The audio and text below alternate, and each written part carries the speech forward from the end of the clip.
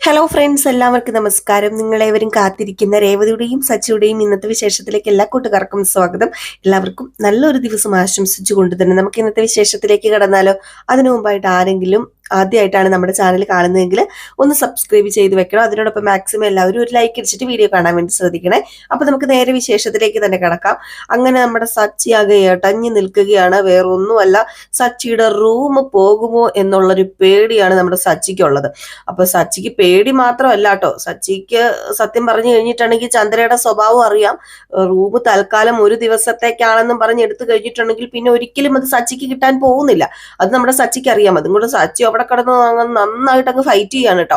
അപ്പോഴത്തേക്ക് രേവതി പറയുന്നുണ്ട്, ഒന്ന് നിർത്ത് സച്ചിയേട്ടാ, ഞാൻ ഒന്ന് പറയുന്നത് കേക്ക്, ഒന്ന് മനസ്സിലാക്കുക. അവരുടെ ഫസ്റ്റ് നൈറ്റ് അല്ലേ, അവർ ആദ്യമായിട്ടല്ലേ ഈ വീട്ടിൽ വരുന്നത്, അതും അവള് വലിയ വീട്ടിലെ കുട്ടിയല്ലേ. അപ്പം നമ്മൾ എങ്ങനെയൊന്ന് പരിഗണിക്കാതിരിക്കുന്നതെന്ന് ചോദിക്കുമ്പോൾ, എന്ത് വലിയ വീട്ടിലെ കുട്ടി, ഒരു വലിയ വീട്ടിലെ കുട്ടിയല്ലേ, എന്ത് കുട്ടിയാണെങ്കിലും ഏത് കുട്ടിയാണെങ്കിലും നീ ഒന്ന് രേവതി, നമ്മുടെ റൂം നമ്മുടെയാ, അത് വിട്ടുകൊടുക്കാൻ ഞാൻ തയ്യാറല്ല. ഓഹോ, നീ ആരോട് ചോദിച്ചിട്ട് ഇതൊക്കെ ചെയ്തത്? അല്ല, അമ്മ പറയുന്ന ഈ വാക്ക് കേട്ട് നീ എന്തിനാ ഇറങ്ങി തിരിച്ചത്? ഞാനൊരു കാര്യം പറഞ്ഞേക്കാം, ഇത് ശരിയല്ല, ഇതൊരിക്കലും ശരിയല്ല. ഒരു കാര്യം ചെയ്യ, ഞാൻ പറഞ്ഞല്ലോ, അമ്മയുടെ മകനെ വിളിക്കുക, അമ്മയുടെ മൂത്ത മകനെ വിളിച്ചിട്ട് ആ റൂം അങ്ങ് കൊടുക്കുക, അല്ലാതെ ഈ റൂം ഞാൻ തരത്തില്ലെന്ന് പറഞ്ഞു.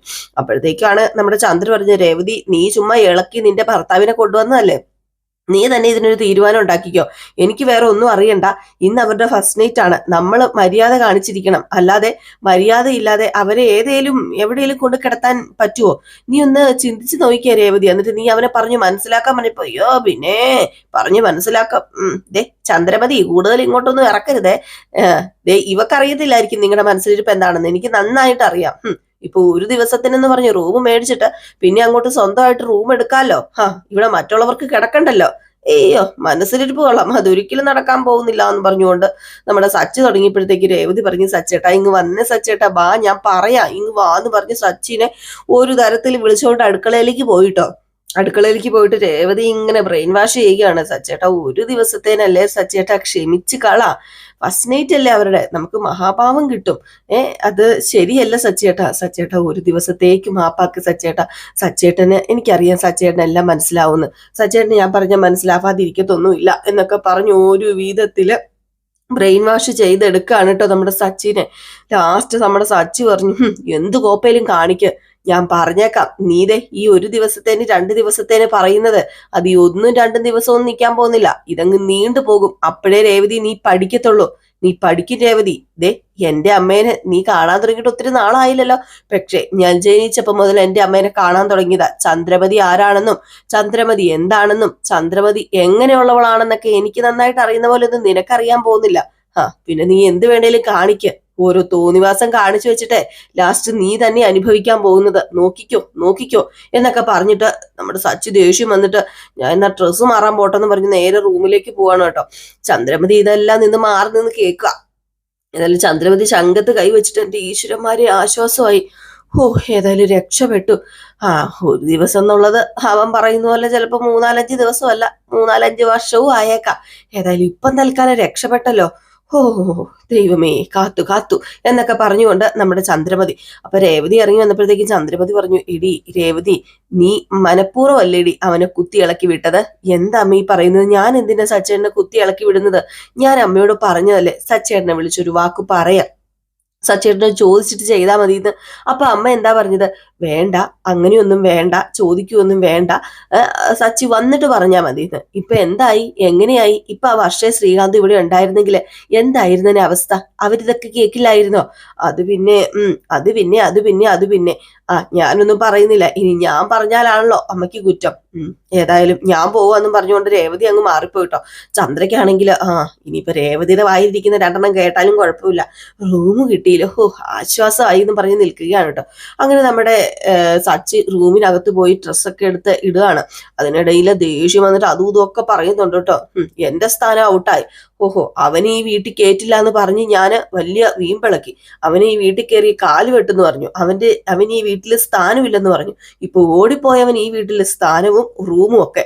ഇപ്പൊ എനിക്കോ എന്തുണ്ട്? ഒന്നുമില്ല. ദൈവത്തിന്റെ ഓരോരോ കളികളെ.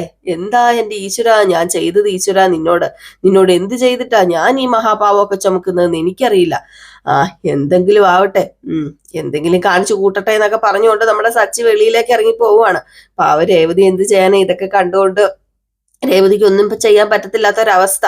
വർഷയുടെ സൈഡ് ആലോചിക്കുമ്പോൾ വർഷ ഒരു പാവം കുട്ടിയാണല്ലോ, ഫസ്റ്റ് നൈറ്റ് ആണല്ലോ എന്നൊക്കെയുള്ളൊരു ചിന്ത. ഈ ഒരു സമയത്താണ് നമ്മുടെ വർഷയും ശ്രീകാന്തും കയറി വരുന്നത്.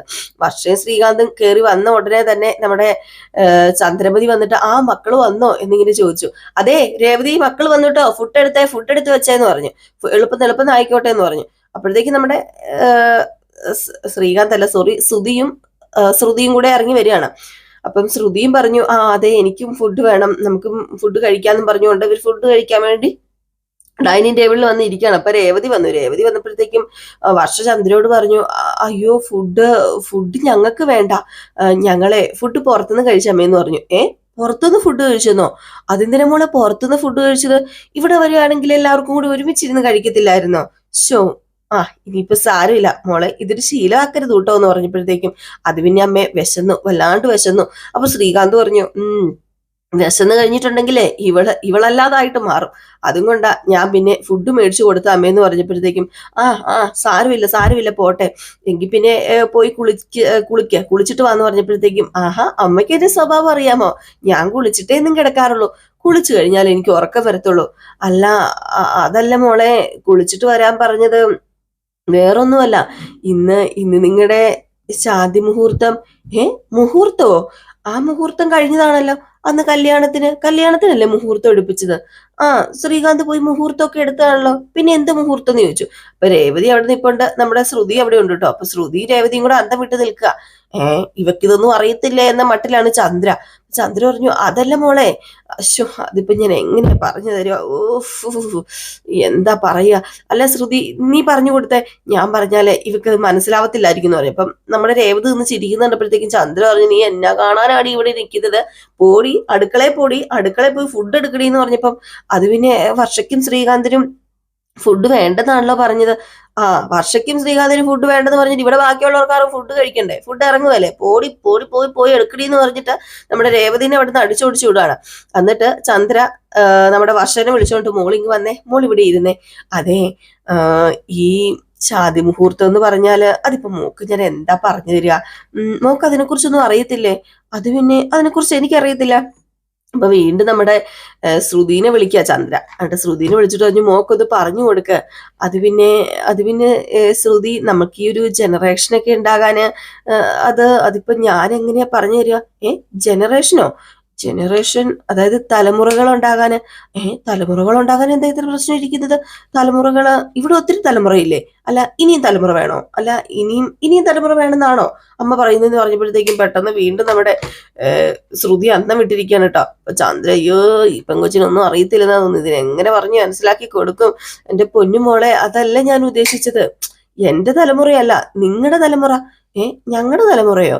അല്ല നിങ്ങൾ എന്താ ഈ പറയുന്നത്, എന്താണെന്ന് വെച്ചാൽ ഒന്ന് തെളിച്ച് പറ, എനിക്കൊന്നും മനസ്സിലാവുന്നില്ലെന്ന് വർഷ പറയാണ് കേട്ടോ. അപ്പോഴത്തേക്ക് നമ്മുടെ ശ്രീകാന്ത് അവിടെ നിൽപ്പുണ്ടായിരുന്നു. അപ്പൊ ശ്രീകാന്ത് വന്നിട്ട് അല്ല അമ്മ എന്താ പറയുന്നത്, എനിക്കൊന്നും മനസ്സിലാവുന്നില്ല. അപ്പൊ നിനക്കും ഒന്നും അറിയത്തില്ലേ, പിന്നെ എന്തിനാടാ നിങ്ങൾ രണ്ടും കൂടെ കല്യാണം കഴിച്ചതെന്ന് ചോദിച്ചു. അപ്പോഴത്തേക്കും നമ്മുടെ ശ്രീകാന്ത് അവിടെ നിന്ന് കഴിഞ്ഞിട്ടുണ്ടെങ്കിൽ ചന്ദ്രയ്ക്ക് അങ്ങ് വിശദമായിട്ട് പറയാനൊരു മടിയാണല്ലോ, മകനാണല്ലോ. അപ്പൊ ശ്രീകാന്തിനോട് പറഞ്ഞു നീ പോയി കുളിക്കും, ഒന്നും അറിയത്തില്ല, നീ ഒരു കാര്യം ചെയ്ത് നീ പോയി കുളിക്കാൻ പറഞ്ഞു. അങ്ങനെ റൂമിലേക്ക് കയറിയ ആ ഒരു സമയത്ത് ഇതാണോ ഞങ്ങളുടെ റൂം എന്ന് ചോദിച്ചപ്പോഴത്തേക്കും ഇവിടെ ഇപ്പൊ തൽക്കാലം നിങ്ങളുടെ റൂം, ഇതാ ഇപ്പൊ നിങ്ങളുടെ റൂം എന്ന് പറഞ്ഞപ്പോ അപ്പൊ സച്ചേട്ടനും രേവതി എടുത്തിയും അവര് മേളിൽ പോയി കിടന്നോളൂ, അതൊന്നും നീ അന്വേഷിക്കേണ്ട കാര്യമില്ല, നീ പോയി കുളിക്കാൻ പറഞ്ഞു. അങ്ങനെ കുളിക്കാൻ വേണ്ടി അങ്ങോട്ട് ശ്രീകാന്ത് പോയപ്പോഴത്തേക്കും നമ്മുടെ വർഷ പറഞ്ഞു കൊടുക്കാണ് അതെ ശ്രുതി വർഷയോട് പറഞ്ഞു കൊടുക്കാണ് അതെ വർഷേ ഈ ഫസ്റ്റ് നൈറ്റ് അതിനെക്കുറിച്ച് അമ്മ പറയുന്നത്. ഈ ഫസ്റ്റ് നൈറ്റിന് ഈ ശാന്തി മുഹൂർത്തമൊക്കെ ഉണ്ടേ, അപ്പം അതൊക്കെ അമ്മ കുറിപ്പിച്ചിട്ടുണ്ട്. അപ്പൊ അതുകൊണ്ട് ആ ഒരു ഫസ്റ്റ് നൈറ്റിന്റെ കാര്യം എന്ന് പറയുമ്പോ ഫസ്റ്റ് നൈറ്റിന്റെ കാര്യമോ? ഈ ഫസ്റ്റ് നൈറ്റിന്റെ കാര്യമൊക്കെ പറയാൻ ഇത്രയ്ക്ക് ബിൽഡപ്പ് ചെയ്യേണ്ട കാര്യം ഉണ്ടായിരുന്നോ? ഫസ്റ്റ് നൈറ്റ് അതെന്നോട് പറഞ്ഞാൽ പോരായിരുന്നോ? അതൊന്നും ഓർത്ത് നിങ്ങൾ ടെൻഷൻ അടിക്കണ്ട, അതൊക്കെ കഴിഞ്ഞു പോയതാ, അതൊക്കെ കഴിഞ്ഞു പോയ കാര്യല്ലേ, അതൊക്കെ കല്യാണത്തിന്റെ ആ ഒരു സമയത്ത് തന്നെ കഴിഞ്ഞതാ എന്നൊക്കെ ഇങ്ങനെ പറഞ്ഞപ്പോഴത്തേക്കും അത് കഴിഞ്ഞു പോയെന്നോ? അതൊക്കെ കഴിഞ്ഞു പോയി, പണ്ടേ അതൊക്കെ കഴിഞ്ഞു പോയി, പിന്നെ എന്തിനാ ഇത് പറയാനാണോ എന്റെ അമ്മ? നിങ്ങൾ എന്തിനാ ഇതൊക്കെ പറയാൻ മടിക്കുന്നത്? ദൈവമേ എനിക്ക് ഇതൊക്കെ കഴിഞ്ഞു പോയമ്മേന്നും പറഞ്ഞു ഭയങ്കരമായിട്ട് ചിരിച്ചുകൊണ്ടിരിക്കുന്നത് ഒരു കൂസലുമില്ലാതെ സിമ്പിളായിട്ട് നമ്മുടെ വർഷ അത് അവതരിപ്പിച്ചു കേട്ടോ.